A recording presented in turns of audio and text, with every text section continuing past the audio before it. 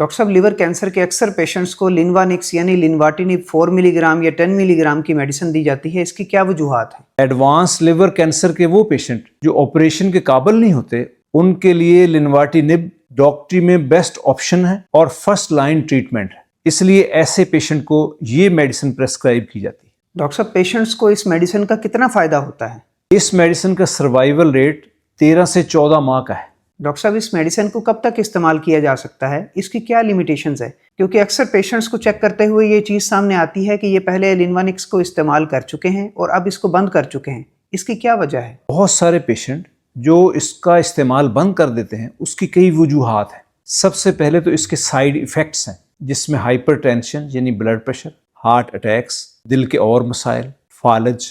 दूसरा, गुर्दे पर इनके बुरे असरात, रीनल फंक्शन टेस्ट खराब हो जाते हैं, पेशाब में चर्बी यानी प्रोटीन यूरिया शुरू हो जाता है। जिगर पर इसके बुरे असरात, LFTs बढ़ना शुरू हो जाते हैं, बिलीरुबिन के लेवल बढ़ जाते हैं, ALT AST के लेवल्स बढ़ जाते हैं, लिवर की कंडीशन खराब होना शुरू हो जाती है। और इसकी तीसरी बड़ी वजह यह है कि ट्यूमर मार्कर्स में नुमाया कमी वाकई नहीं होती। CT स्कैन और MRI में कैंसर का साइज कम नहीं होता, पेशेंट की ओवरऑल कंडीशन इंप्रूव नहीं होती और बहुत सारे पेशेंट इसको अफोर्ड नहीं कर सकते।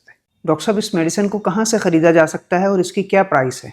आम तौर पर ये मेडिसिन मेडिकल स्टोर्स पर अवेलेबल नहीं होती, बल्कि इसको ब्लैक मार्केट से खरीदा जाता है, क्योंकि ये इंपोर्टेड या स्मगल्ड होती है और इसके स्मगल्ड होने की वजह से इसकी एफिकेसी के बारे में बहुत सारे डाउट्स होते हैं। आम तौर पर इसके जो प्राइसेस हैं वो 4 मिलीग्राम के प्राइसेस 25 से 30 हज़ार और 10 मिलीग्राम के प्राइसेस 1 लाख से ज़्यादा ही होते हैं। डॉक्टर साहब, इस मेडिसिन को इस्तेमाल करने के बाद ये कैसे पता चलेगा कि ये दवाई असर कर भी रही है या नहीं कर रही? इस मेडिसिन की एफिकेसी को चेक करने के लिए 3 क्राइटेरियाज हैं। सबसे पहले ट्यूमर मार्कर्स को चेक करना कि ट्यूमर मार्कर्स कम हो रहे हैं या नहीं हो रहे, और दूसरा CT स्कैन से या MRI से या अल्ट्रासाउंड से ट्यूमर के साइज को जज करना कि क्या इसका साइज कम हो रहा है या नहीं हो रहा, और तीसरा पेशेंट की ओवरऑल कंडीशन कि वो इम्प्रूव हो रही है या इस मेडिसिन के इस्तेमाल के बावजूद भी दिन ब दिन पेशेंट की कंडीशन बिगड़ती जा रही है। डॉक्टर साहब, तो फिर इसके साइड इफेक्ट से कैसे बचें? अगर कोई शख्स इस मेडिसिन को इस्तेमाल कर रहा है तो वो क्या करे? चूंकि इसके बुरे असरात दिल पर,